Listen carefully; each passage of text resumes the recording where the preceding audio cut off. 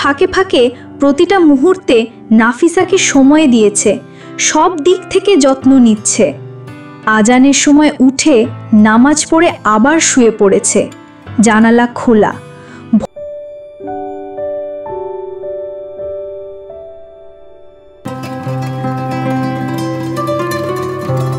আমাদের জীবন কথা।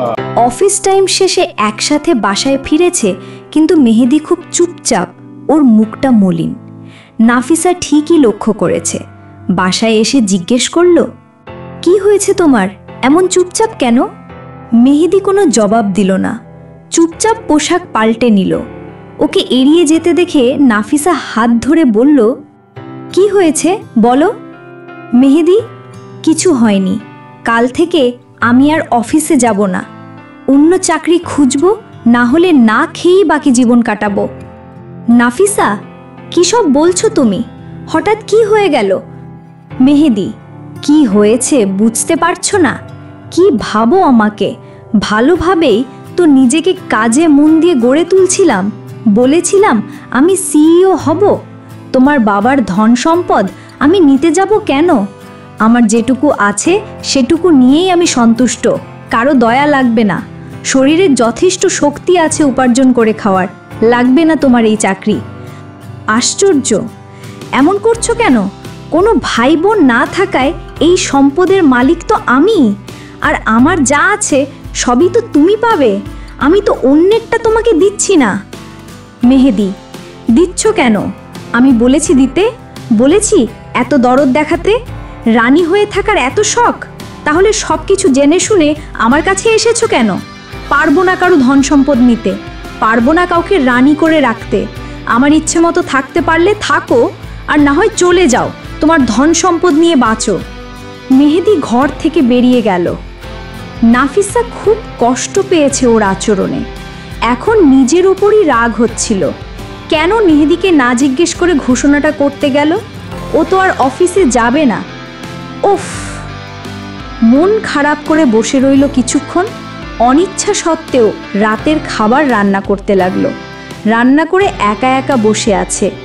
ঈশার নামাজও পড়েছে। মেহেদি সেই বিকেলে বেরিয়েছে, এখন ঈশার নামাজ পড়ে তারপর বাড়ি ফিরেছে। দরজা ভেতর থেকে বন্ধ থাকায় নাফিসার নাম ধরে ডাকলো। নাফিসা দরজা খুলে ঘরে চলে এলো। দুজনেই চুপচাপ, কারো মুখে শব্দ, হাসি নেই। মেহেদি ওর মুখের দিকে কয়েকবার তাকিয়েছে, কিন্তু নাফিসা একবারও তাকায়নি। ফোন চার্জে দেওয়ার সময় নাফিসাই বলল, মামাকে বলে দিয়েছি তোমাকে সিইও হিসেবে পরিচয় না দিতে, ম্যানেজার হিসেবেই নিযুক্ত থাকবে। মেহেদি কিছু বলল না। ঘর থেকে বেরিয়ে রান্নাঘরে এসে খাবার নিয়ে এলো। নাফিসার কাছে বসতেই নাফিসা ওর দিকে তাকিয়ে বলল, এখন অফিসে যাবে না? কথা বলছো না কেন? মেহেদি, খাওয়ার সময় কথা বলতে নেই, চুপচাপ খাও। খাওয়া শেষ করে ঘুমানোর সময়ও জিজ্ঞেস করলো নাফিসা, কিন্তু মেহেদি জবাব না দিয়ে বলল চুপচাপ ঘুমাতে। সকালে যখন অফিসে গেল তখন নাফিসা দুশ্চিন্তা মুক্ত হলো। এখন সব কিছুই ঠিকঠাকই চলছে। মেহেদি ঠিকমতো অফিসে যাচ্ছে, নাফিসার খেয়াল রাখছে। লাঞ্চ টাইমে প্রতিদিন বাসায় চলে আসে, একসাথে লাঞ্চ করে, নাফিসাকে দেখে আবার অফিসে যায়। নাফিসাও আরও 2 দিন অফিসে গিয়েছিল। মেহেদি ফোনে কথা বলে আর নাফিসার একঘেয়েমি দূর করে। মাঝে মাঝে ডাক্তারের কাছে নিয়ে যায় চেক আপের জন্য। 5.5 মাস কেটে গেছে। এই দিনগুলোতে মেহেদি নাফিসাকে কোনো অবহেলা করেনি। কাজের ফাঁকে ফাঁকে প্রতিটা মুহূর্তে নাফিসাকে সময় দিয়েছে, সব দিক থেকে যত্ন নিচ্ছে। আজানের সময় উঠে নামাজ পড়ে আবার শুয়ে পড়েছে, জানালা খোলা। ভোরের আলো ছড়িয়ে পড়েছে চারদিকে। জানালা দিয়ে আলো ঢুকে পুরো ঘরটা আলোকিত হয়ে উঠেছে। ঘাড় ঘুরিয়ে নাফিসা মেহেদির দিকে তাকিয়ে আছে।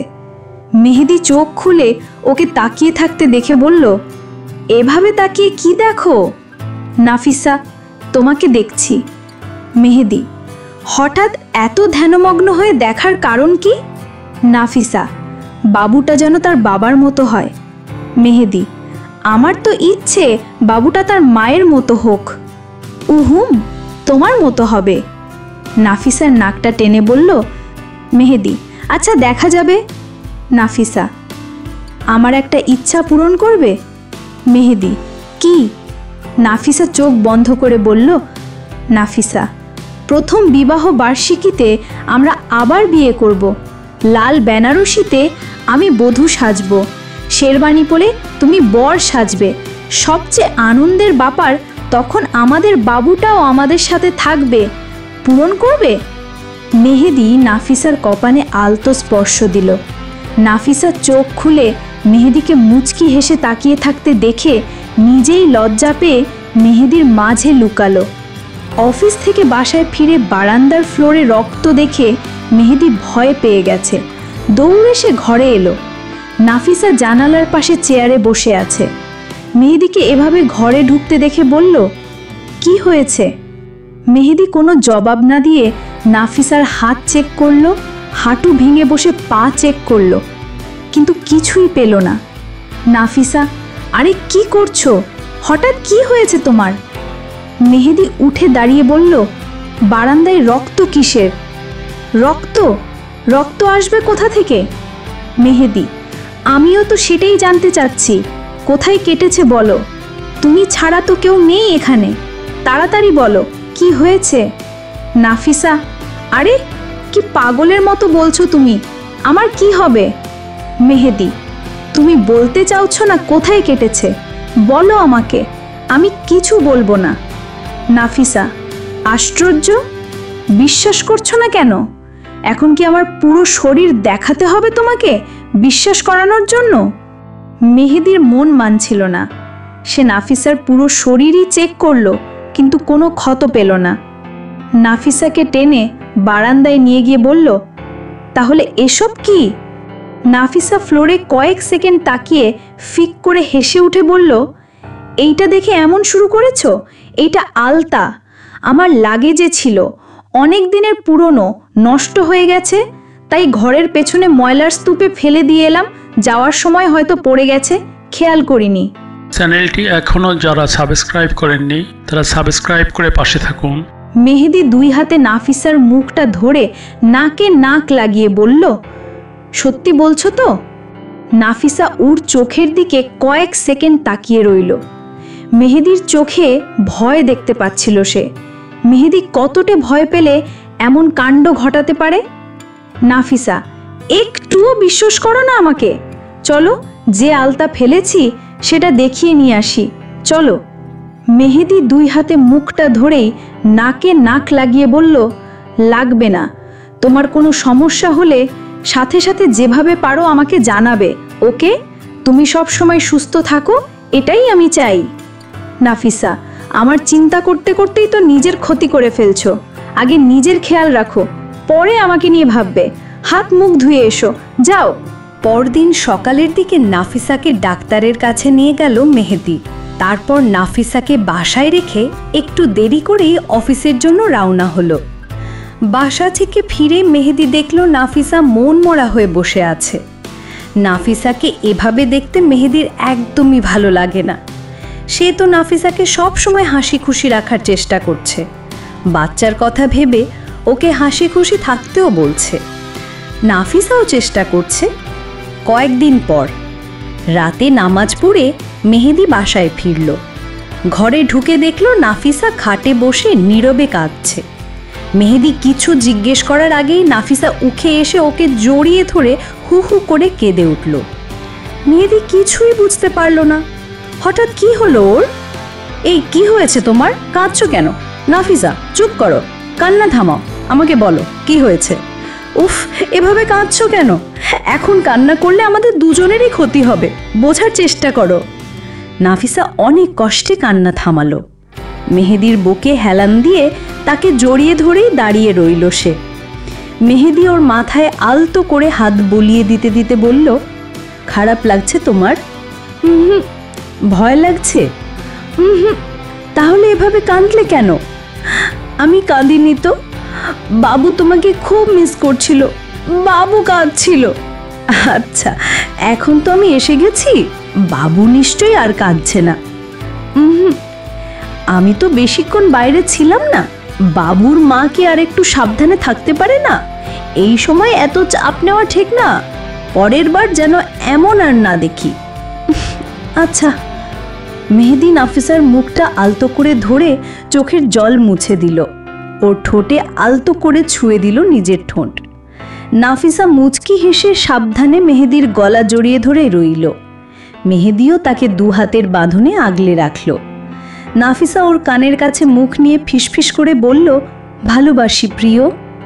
মেহেদির উত্তরের আশায় কান পেতে রইল সে, কিন্তু মেহেদি কিছুই বলল না।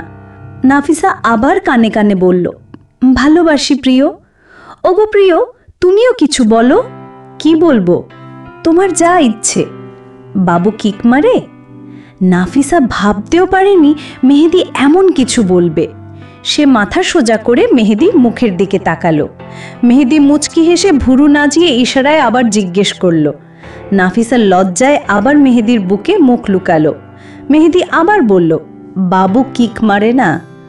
নাফিসা ওভাবেই মুখ লুকিয়ে জবাব দিল, সুরসুরি দেয়। সুরসুরি দেয়? বাবুটা তার বাবার মতোই দুষ্টু, তাই সুরসুরি দেয়। মেহেদি শব্দ করে হেসে উঠল। নাফিসা আরো লজ্জা পেল। এভাবে থাকবে নাকি খেতে যাবে? বাবু আর তার বাবার মায়ের যে খুব খিদে পেয়েছে।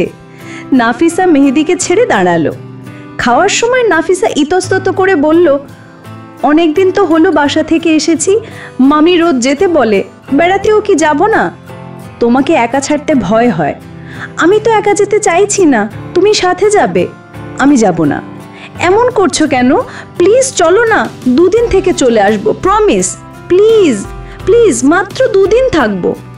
আচ্ছা, পরে দেখা যাবে। পরে না, কালই যাব। যাবে? আচ্ছা যাব। নাফিসা মুচকি হাসলো। পরদিন অফিসে যাওয়ার পথে মেহেদি নাফিসাকে ওর বাবার বাসায় নামিয়ে দিয়ে যাবে। বাসার সামনে গাড়ি থেকে নামতেই মেহেদি ভাড়া মিটিয়ে সামনে তাকালো। দুজনেই দেখলো রিশাদ রাস্তা দিয়ে এদিকেই হেঁটে আসছে। তাদের দুজনকে একসাথে, বিশেষ করে নাফিসাকে ওই অবস্থায় দেখে রিশাদ থমকে গেল। ওর ভেতরটা যেন ছাড়খাড় হয়ে গেল। রিশাদ তো নাফিসাকে নিয়েই স্বপ্ন দেখেছিল, আজও অন্য কাউকে নিয়ে ভাবতে পারেনি। আর আজ মেহেদির পাশে এই অবস্থায় নাফিসা। কেউই কোনো কথা বলল না। রিশাদ শুধু তাদের দিকে তাকিয়ে রইল। নাফিসা আর মেহেদি একবার একে অন্যের দিকে তাকালো। তারপর নাফিসাই প্রথম বাড়ির দিকে পা বাড়ালো। পিছু পিছু মেহেদিও ঢুকলো। রিশাদ একটা হতাশার দীর্ঘশ্বাস ফেলে নিজের পথে এগিয়ে গেল। অহনার মামি ওদের দেখে খুব খুশি হলো। মামা একটু আগেই বেরিয়ে গেছেন। মেহেদি সবার সাথে দেখা করে অফিসের জন্য বেরিয়ে গেল। অফিস শেষে আবার আসবে। সারাদিন মামি আর অহনার সাথে নাফিসার খুব ভালো সময় কাটলো। মামা কাগজপত্র নিয়ে আগেই বাসায় ফিরেছিলেন। নাফিসা ফোনেই মামাকে বলে দিয়েছিল কাগজগুলো নিয়ে আসতে। সে তার সমস্ত সম্পত্তি মেহেদির নামে উইল করে দেবে। মেহেদির অনুপস্থিতিতেই সে দলিলে সই করে দিল। বাড়ির অর্ধেকটা অহনাকে আর বাকি অর্ধেক সহ পুরো কোম্পানিটা মেহেদির নামে করে দিল। তার কাজ শেষ। আপাতত সে চিন্তামুক্ত। বিকেলে মেহেদি ফিরলে সবাই মিলে গল্পের আসর জমালো। নাফিসার খুব ভালো লাগছিল। ইচ্ছে করছিল সারা জীবন যদি এইভাবে আনন্দে কাটানো যেত। 2 দিনের কথা থাকলেও ওরা 3 দিন এই বাড়িতে কাটালো। এর কিছুদিন পরই নাফিসা আবার মেহেদিকে জড়িয়ে ধরে খুব করে কাঁদল। বারবার বলছিল, আমাকে ক্ষমা করবে মেহেদি, আমি তোমার কাছে অনেক অপরাধ করেছি, আমাকে ক্ষমা করবে বলো। মেহেদি বুঝতে পারলো নাফিসা তার মায়ের কথা ভেবেই এসব বলছে। পুরনো ঘটনাগুলো ভেবে ভেবে মন খারাপ করছে। এভাবে চলতে দেওয়া যায় না, ওর একাকিত্ব দূর করতে হবে। মেহেদি ঠিক করলো এই কটা দিন সে হাফ টাইম অফিস করবে। মেহেদি অনেক বুঝিয়ে ওকে সান্ত্বনা দিল, কিন্তু এমন কান্নার কারণ সে খুঁজে পায় না। মেয়েরা গর্ভবতী হলে মন মেজাজ অন্যরকম হয় এটা সে জানে, কিন্তু এভাবে কান্নাটাও কি তার অবশ্য জানা নেই তার। প্রেগন্যান্সি 8.5 মাস চলছে। রাতে নাফিসা মেহেদির পাশে শুয়ে বলল, বাবুর জন্য একটা চিরকুট রেখেছি ওয়ার্ড্রোবে বক্সের ভেতরে। বাবু যখন বুঝতে শিখবে তুমি নিজের হাতে চিরকুটটা বাবুকে দেবে। কিসের চিরকুট দেখি? না না, তুমি দেখবে না, এটা শুধু বাবুর জন্য, বাবু বড় হলে দেখো। আচ্ছা, তুমি দিলে সমস্যা কি? কিছুই না, আমি চাই তুমি দেবে। বাবুর মা লিখেছে আর বাবুর বাবা দেবে। আচ্ছা, আমাদের একটা ছেলে বাবু হলে ভালো হবে না? কেন? ছেলেরা বাবার কষ্টটা বেশি বোঝে। মেহেদি খেয়ে অফিসে যাবে। রান্না করতে করতে সে খুব ঘামছিল। এত অস্থির লাগছে কেন? ভাত আর একটা তরকারি রান্না করে আর পারল না। ভালো না লাগায় রান্নাঘর থেকে বেরিয়ে রুমে এসে ফ্যানের নিচে বসল। মেহেদি গোসল করে খাবার নিয়ে এলো। নাফিসার মুখে মাত্র 2 লোকমা তুলে দিতে পারল। তুমি খেয়ে নাও, আমার ভালো লাগছে না, আমি পরে খাবো। কি হয়েছে? তোমাকে এমন দেখাচ্ছে কেন? একটু অস্থির লাগছে, তুমি খাও। মেহেদি খাওয়া শেষ করে অফিসের জন্য তৈরি হলো। বেশি নড়াচড়া করো না, দুপুরে এসে তোমাকে ডাক্তারের কাছে নিয়ে যাব। নাফিসার অবস্থা আরও খারাপ হচ্ছিল। ফ্যানের নিচে বসেও দর দর করে ঘামছে। সে মুখ ফুটে বলেই ফেলল, মেহেদি, আজ অফিসে যেও না। কণ্ঠটা মেহেদির কাছে অন্য রকম লাগলো। এটা স্বাভাবিক নয়। পেছনে ফিরে দেখল নাফিসার চোখে জল। সে দ্রুত এসে ওর পাশে বসল। কি হয়েছে নাফিসা? এমন লাগছে কেন তোমাকে? আমার ভালো লাগছে না, খুব অস্থির লাগছে। প্লিজ আমাকে এখনই হসপিটালে নিয়ে চলো। মেহেদি কি করবে বুঝতে পারছিল না। তুমি বসো, এখান থেকে নড়বে না, আমি আসছি। মেহেদি দৌড়ে বেরিয়ে গেল। একটা সিএনজি নিয়ে বাসায় ফিরল। নাফিসা সেখানেই বসে আছে। ওকে আরও বেশি অস্থির দেখাচ্ছে। মেহেদি দেরি না করে ওকে নিয়ে হসপিটালে চলে এলো। ডাক্তার শাহনাজের কেবিনে নিয়ে গেল। ডাক্তার ওকে পরীক্ষা করে ভয়ার্ত চোখে তাকালেন। মেহেদিকে বললেন, ওর অবস্থা খুব একটা ভালো না, এখনই অপারেশন করতে হবে, না হলে বাচ্চাকে বাঁচানো যাবে না। মেহেদি আর নাফিসা দুজনেই ভয় পেয়ে গেল। নাফিসা অসহায় চোখে মেহেদির দিকে তাকালো। মেহেদি বলল, অপারেশন করতে হলে করুন, আমি সব ব্যবস্থা করছি। মেহেদি আবিদকে ফোন করে জানালো নাফিসার অপারেশন করতে হবে। আবিদ অফিসে যাচ্ছিল। সেদিকে না গিয়ে হসপিটালের দিকে রওনা হলো। হসপিটাল কাছেই হওয়ায় তাড়াতাড়ি পৌঁছে গেল। একজন নার্স এসে মেহেদির হাতে একটা কাগজ দিলেন। কাগজটা দেখে মেহেদি থমকে গেল। ভয়ার্ত কণ্ঠে বলল, এটা কেন? রোগীর অবস্থা ভালো না, আমরা ঝুঁকি নিয়ে কাজ করতে পারবো না, আপনি সই করলেই অপারেশন শুরু হবে। মেহেদি ডাক্তারকে বলল, প্লিজ চেষ্টা করুন, আমি মা আর বাচ্চা দুজনকেই সুস্থভাবে চাই। আমরা ডাক্তার, রোগীকে সুস্থ করার জন্যই এই পেশায় এসেছি। আমরা সর্বোচ্চ চেষ্টা করব, কিন্তু আপনিই সময় নষ্ট করছেন। কাগজে সই না করলে আমরা অপারেশন শুরু করতে পারবো না। আবিদ মেহেদির কাঁধে হাত দিয়ে সাহস দিল। মেহেদি কাঁপা কাঁপা হাতে সই করে দিল। নাফিসাকে অপারেশন থিয়েটারে নিয়ে যাওয়া হচ্ছে। নাফিসা মেহেদির হাত ধরে বলল, আমার ভয় করছে। মেহেদি ওর কপালে চুমু দিয়ে বলল, একদম ভয় পাবে না, কিচ্ছু হবে না। নাফিসাকে ওটিতে নিয়ে যাওয়া হলো। মেহেদির এমনিতেই খুব ভয় লাগছিল। নাফিসার কথায় ভয়টা আরও বেড়ে গেল। আবিদ ওকে শক্ত থাকতে বলল। ওদিকে আবিদ মামাকে ফোন করছে, কিন্তু নাম্বার ওয়েটিং। বেশ কিছুক্ষণ পর আবার ফোন করে নাফিসার খবরটা জানালো।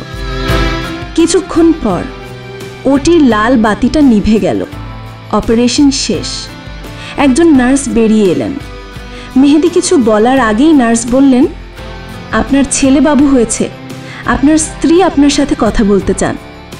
মেহেদি আর এক মুহূর্ত অপেক্ষা না করে থিয়েটারে ঢুকে পড়ল। আবিদও দরজা পর্যন্ত এসে থেমে গেল। নাফিসার মুখে অক্সিজেন মাস্ক লাগানো। সে মেহেদির দিকেই তাকিয়ে আছে। ভেতরে একজন নার্স আর ডাক্তার শাহনাজ আছেন। নাফিসা নিজের হাতে মাস্কটা খুলে মুচকি হেসে বলল, ভালোবাসি। মেহেদি উত্তরে একটা ম্লান হাসি দিয়ে ওর দিকে এগোতে লাগলো।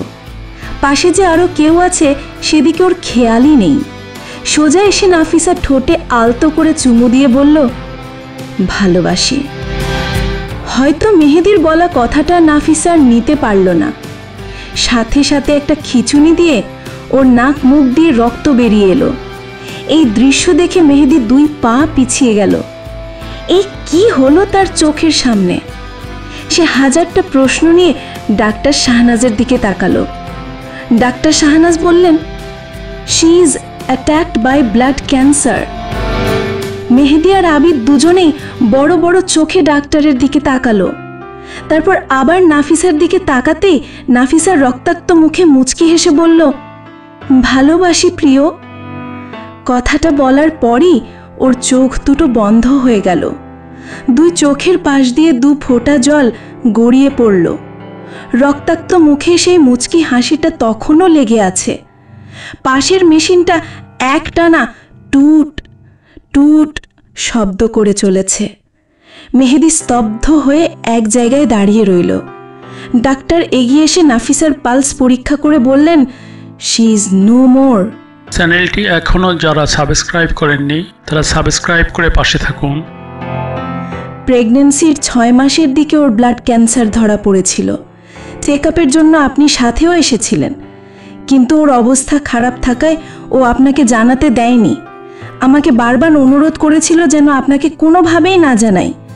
একটা কথাই বলেছিল, আমি তো মরেই যাব, ওকে জানালে শুধু শুধু কষ্ট পাবে, পাগল হয়ে যাবে ও, প্লিজ কিছু বলবেন না। থিয়েটারে আসার আগেও বলছিল, যে কোনোভাবে আমার বাচ্চাটাকে বাঁচান। ওর অবস্থা এতটাই খারাপ ছিল যে ডেলিভারির তারিখ আরও কিছুদিন পরে হওয়া সত্ত্বেও আজই অপারেশন করতে হয়েছে, না হলে বাচ্চাটাকেও বাঁচানো যেত না। ওর তো রক্তবমিও হয়েছিল, আপনি কখনো খেয়াল করেননি? মেহেদির 2 চোখ বেয়ে জল গড়াচ্ছে। ডাক্তারের কথাগুলো শুনে সে ধপাস করে মেঝেতে বসে পড়ল। প্রেগন্যান্সি 6 মাস থেকে নাফিসার অদ্ভুত আচরণগুলো এখন তার কাছে জলের মতো পরিষ্কার। সেদিন ওটা আলতা ছিল না, ওটা ছিল রক্তবমি। এই জন্যই নাফিসা প্রায়ই কান্না করে তার বুক ভাসাতো, সবসময় তাকে কাছে রাখার বাহানা খুঁজত।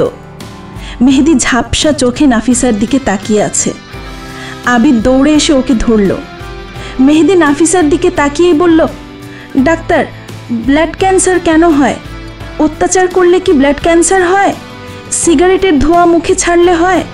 জ্বলন্ত সিগারেট গায়ে চেপে ধরলে? বেল্টের আঘাতে কি ব্লাড ক্যান্সার হয়? ডাক্তার মেহেদির কথায় হতবাক। আবিদ ওকে ঝাঁকিয়ে বলল, মেহেদি, কি বলছিস এসব?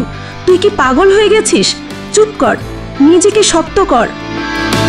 ডাক্তার, বলেন না কেন, আমার প্রশ্নের উত্তর দিন। নার্স নাফিসার শরীরটা সাদা কাপড়ে ঢাকতে যেতেই মেহেদি দৌড়ে এলো। না, এটা করবেন না, ওর কিচ্ছু হয়নি, সব নাটক, ও নাটক করছে, ও নাটক করছে। নার্সকে সরিয়ে সে ডাক্তারের পায়ের কাছে বসে 2 হাত জোর করে বলতে লাগলো, ডাক্তার প্লিজ, আপনি ওর চিকিৎসা করুন, ও বেঁচে আছে, ও এখন নাটক করছে। জানেন, ও খুব ভালো অভিনয় করতে পারে, কেউ ধরতেই পারে না, তাই না আবিদ? আমার সাথেও তো নাটক করেছিল, বল, আমি তো ধরতেই পারিনি। ডাক্তার, আপনি চিকিৎসা করুন প্লিজ। ডাক্তার আবিদকে ইশারা করলেন মেহেদিকে শান্ত করতে। তারপর তিনি চোখ মুছতে মুছতে বেরিয়ে গেলেন। আবিদ মেহেদিকে ধরতে এলে মেহেদি ওর হাত সরিয়ে নাফিসার কাছে চলে গেল।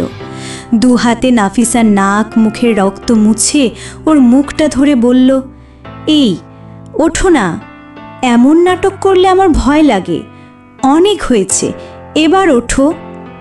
নাফিসার সারা মুখে চুমু দিয়ে কানের কাছে ফিসফিস করে বলল, ভালোবাসি, ভালোবাসি তো, তুমি কিছু বলো, আমি তো কান পেতে আছি। আমার উপর রাগ করেছ তাই না? বাবু আসবি শুনে আমি তো সিগারেট খাওয়া ছেড়ে দিয়েছি। সেদিনের পর থেকে তো তোমার গায়ে একদিনও হাত তুলিনি। তুমি না ছেলে বাবুর কথা বলেছিলে, আমাদের ছেলেই হয়েছে। তোমার ইচ্ছে ছিল না আমাদের প্রথম বিবাহ বার্ষিকীতে আমরা আবার বিয়ে করব?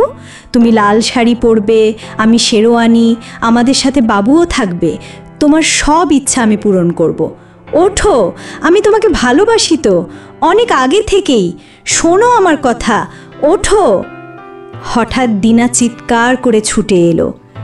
আবিদ একজনকেই সামলাতে পারছে না, এখন আরেকজন। মেহেদি চিৎকার করে বলল, দিনা, ওকে উঠতে বলো, আমি কিন্তু রেগে যাচ্ছি। এই ওঠ না, কতবার ডাকছি তোকে, ওঠ। মেহেদি গলা ফাটিয়ে চিৎকার করছে। হসপিটালের বহু লোক জমা হয়ে গেছে। মামা, মামি, অহনাও এসে পড়েছে। ভিড় ঠেলে রিশাদও এসে ঢুকলো। খবর পেয়েই হয়তো ছুটে এসেছে। মেহেদি সবার কাছে বলছে নাফিসাকে ডেকে তোলার জন্য, কিন্তু সে তো আর সাড়া দিচ্ছে না। হসপিটালে কান্নার রোল পড়ে গেল। মেডিকেলের লোক এসে নাফিসাকে নিয়ে গেল। মেহেদি পাগলের মতো চিৎকার করে কাঁদছে। আবিদ ওকে জাপটে ধরে আছে। তাকে শান্ত করার মতো কোনো ভাষা আবিদের জানা নেই। মেহেদি, চুপ কর, শান্ত হ। তুই এমন করলে কিভাবে হবে? তোর সন্তান আছে, ওর কথা ভাব। আমার সাথেই কেন এমন হয় আবিদ? যাকে ভালোবাসি সেই কেন দূরে চলে যায়? আমার কাউকে লাগবে না, সবাই স্বার্থপর, আমি নিজেই মরে যাব। মেহেদি দৌড়ে একটা ট্রে থেকে কাঁচি নিতে গেল। আবিদ ওকে খুব জোরে ধাক্কা দিয়ে সরিয়ে আনলো। আবিদ একা পারছে না, রিশাদও এসে মেহেদিকে ধরল। রিশাদ, আমার কাছে নাফিসা ভালো ছিল না, তোর কাছেই থাকলে ও ভালো থাকতো, নিয়ে গেলি না কেন ওকে? শান্ত হ তুই। মানুষের আয়ু যতদিন সে ততদিনই থাকবে। ভাগ্য যার যেখানে লেখা সে সেখানেই যাবে। দুজন মিলে ওকে শান্ত করার চেষ্টা করলো। কিছুক্ষণ পর দিনা কোলে করে বাচ্চাটাকে নিয়ে এলো। আবিদ বাচ্চাটাকে কোলে নিয়ে মেহেদির দিকে এগিয়ে আসতেই মেহেদি উঠে দাঁড়ালো। তোর বাচ্চা। মেহেদি বাচুকে ঠিকমতো দেখতেও পারছে না, চোখ দুটো বারবার ঝাপসা হয়ে আসছে। হাত বাড়িয়ে কোনো মতে ওকে কোলে নিল। এত ছোট একটা বাচ্চা টকবক করে তাকিয়ে আছে। মেহেদি দেয়াল ঘেঁষে বাচুকে নিয়ে বসে পড়ল। আবিদও পাশে বসল। আবিদ বলল, মেহেদি, বাবুটা একদম তোর মতো দেখতে হয়েছে। আবিদ, নাফিসার ইচ্ছে ছিল ছেলে বাবু হবে, সেটাই হয়েছে। নাফিসা বলেছিল বাবুটা যেন আমার মতো হয়, সেটাই হয়েছে। যা চেয়েছে তাই তো হলো। তাহলে ও পাশে নেই কেন? ওকে ছাড়া আমি কিভাবে থাকব? একা একা বাবুর যত্ন কিভাবে নেব? এই হতভাগা, কার কপাল নিয়ে জন্মেছিস তুই? আমার না তোর মায়ের? তোর মায়েরই। ও তো ছোটবেলায় তার মাকে হারিয়েছে। তুইও তোর মায়ের ভাগ্য নিয়েই জন্মেছিস। মেহেদি, কি বলছিস এসব? চুপ কর। মেহেদি বাবুকে জড়িয়ে ধরে কেঁদে উঠল। মামি এসে বাবুকে কোলে নিলেন। হঠাৎ করে একটা দিন এসে মেহেদির জীবনটা ওলট পালট করে দিয়ে গেল। মামি বাবুকে বাসায় নিয়ে গেছেন, সাথে দিনাও আছে। মেহেদি, আবিদ আর মামা শেষ পর্যন্ত সব কাজ সম্পন্ন করল। বাসায় ফেরার সময় হঠাৎ মেহেদিকে আর খুঁজে পাওয়া যাচ্ছে না। কোথায় গেল সে? আবিদ, মামা, রিশাদ সবাই তাকে খুঁজতে লাগলো। এই তো এখানে ছিল, কোথায় গেল? সারা দিন চলে গেল, মেহেদিকে পাওয়া গেল না। সবাই যখন ওকে নিয়ে দুশ্চিন্তায়, তখন মামি আর দিনা বাবুর যত্ন নিচ্ছে। পরদিন দুপুরে পলাশ স্যার রিশাদকে ফোন করে বললেন, মেহেদির কি হয়েছে? ভার্সিটিতে আসার পর থেকে দেখছি ও এখানে চুপচাপ বসে আছে, কেউ কিছু জিজ্ঞেস করলে কোনো উত্তর দিচ্ছে না। স্যারের কথা শুনে ওরা সবাই তখনই ভার্সিটিতে গেল। মেহেদি গেটের সামনে বসে আছে। আবিদ ওকে ঝাঁকিয়ে বলল, মেহেদি, তুই এখানে কেন? চ্যানেলটি এখনও যারা সাবস্ক্রাইব করেননি তারা সাবস্ক্রাইব করে পাশে থাকুন। মেহেদি, মনে আছে নাফিসার সাথে এখানেই আমার প্রথম দেখা হয়েছিল। ও আবার আসবে দেখিস, ও আবার আসবে। অতি শোকে যে ওর মাথাটা খারাপ হয়ে গেছে সেটা আবিদ ভালোভাবেই বুঝতে পারল। আবিদ আর রিশাদ জোর করে ওকে মামার বাসায় নিয়ে এলো। বাচ্চাটাকে ওর সামনে ধরে আবিদ বলল, তুই ভুলে যাচ্ছিস কেন? তোর ওপর নির্ভর করে এই বাচ্চাটার জীবন, ওকে ফেলে তুই এমন পাগলামি করছিস। তোকে বাঁচতে হবে, এই বাচ্চাটার জন্য বাঁচতে হবে। মেহেদি বাচুকে কোলে নিয়ে ওর সারা মুখে চুমু দিয়ে বলল, তোর মা একটুও ভালো না। পুরো এক রাত, একদিন আমি ভার্সিটির গেটে অপেক্ষা করেছি, একবারও আমার সাথে দেখা করতে আসেনি। মেহেদি বাবুকে নিয়ে বেরিয়ে যেতেই মামা বললেন, মেহেদি, কোথায় যাও? মামা, বাড়িতে নাফিসা একা আছে, আমাদের জন্য অপেক্ষা করছে, আমরা যাই। মেহেদি বেরিয়ে গেল, পিছু পিছু আবিদও গেল। বাসায় এসে এদিক ওদিক নাফিসাকে খুঁজছে, কিন্তু নাফিসা নেই। নাফিসার সাথে কাটানো প্রত্যেকটা মুহূর্ত আজ মনে পড়ছে। বাবুর খবর পাওয়ার পর থেকে তাদের দিনগুলো তো সুখেই কাটছিল। সুখ এত অল্প সময়ের জন্য কেন আসে? মানুষ থাকে না, থেকে যায় তার কথা। নাফিসা বলা প্রত্যেকটা কথা তার কানে ভাসছে। হঠাৎ চিরকুটের কথা মনে পড়তেই বাবুকে আবিদের কাছে দিয়ে সে ওয়ার্ড্রপ খুলে ছোট বক্সটার থেকে চিরকুট দুটো হাতে নিল। এ তো বলেছিল একটা চিরকুট, এখানে তো দুটো। একটাতে লেখা প্রিয় বাবু, আরেকটায় ভালোবাসি প্রিয়। মেহেদি ভালোবাসি প্রিয় লেখা চিরকুটটা আগে খুলল। পারলে ক্ষমা করে দিও, তোমার কাছে আমার অসুখের কথা লুকিয়েছি। আমি জানতাম তুমি এটা সহ্য করতে পারবে না, তাই বলিনি। তোমাকে না জানিয়েই সম্পত্তি তোমার নামে উইল করে দিয়েছি। তা না হলে আমাদের সন্তান কিভাবে পাবে বলো? খবরদার, আমার অবর্তমানে কোনো অলট পালট কিছু করেছো তো? বাবুকে নিয়ে তোমার ওই 4 তলা বাড়িতে থাকবে, সব সময় সুখে থাকবে, ভালো কাজে ব্যস্ত থাকবে, আর আমাকে ভালোবাসবে। আমিও ভালোবাসি প্রিয়। এরপর প্রিয় বাবু লেখা চিরকুটটা খুলল। বাবুরে, খুব ভালোবাসি তোকে। তোর বাবা ছোটবেলা থেকে অনেক কষ্টে বড় হয়েছে, আমার থেকেও অনেক কষ্ট পেয়েছে। তুই আর কখনো ওকে কষ্ট দিস না। বাবার খুব খেয়াল রাখবি, বাবাইকে খুব ভালোবাসবি। এটা তোর মায়ের আদেশ। মেহেদি বাবুকে কোলে নিয়ে বলল, তোমাকে আমি মাফ করব না নাফিসা। কিভাবে পারলে আমাদের ছেড়ে চলে যেতে? বাবুরে, তোর মা খুব খারাপ, খুব খারাপ। আমাদের একা ঠেলে পালিয়ে গেছে। অনেকক্ষণ এ বাড়িটা কাটানোর পর যখন বাচ্চাটা কাঁদতে শুরু করলো, তখন নাফিসার কথা মতো মেহেদি ওদের 4 তলা বাড়িটায় চলে গেল, সাথে নাফিসার আসবাবপত্রও নিয়ে গেল। এরপর থেকে মেহেদির দিন কাটে সেই ছেলেকে নিয়েই। মামা মামি বিয়ে করতে বলেছিল, কিন্তু সে করেনি। নাফিসার জায়গায় তার জীবনে অন্য কেউ আসবে এটা অসম্ভব। সে ঠিক মতো অফিসে যায়, বাবুর সব খেয়াল রাখে। নাফিসা ঠিক যেভাবে চেয়েছিল সেভাবেই চলে। মামি অহনাও বাবুর যত্ন নেয়। নাফিসার দিয়ে যাওয়া শ্রেষ্ঠ উপহার আর রেখে যাওয়ার স্মৃতি নিয়েই মেহেদির জীবন কাটে। সমাপ্ত। গল্পটি আপনাদের কেমন লাগলো কমেন্ট করে আপনাদের মতামত জানান। আমাদের জীবন কথা চ্যানেলটি সাবস্ক্রাইব করুন এবং বন্ধুদের সাথে ভিডিওটি শেয়ার করুন।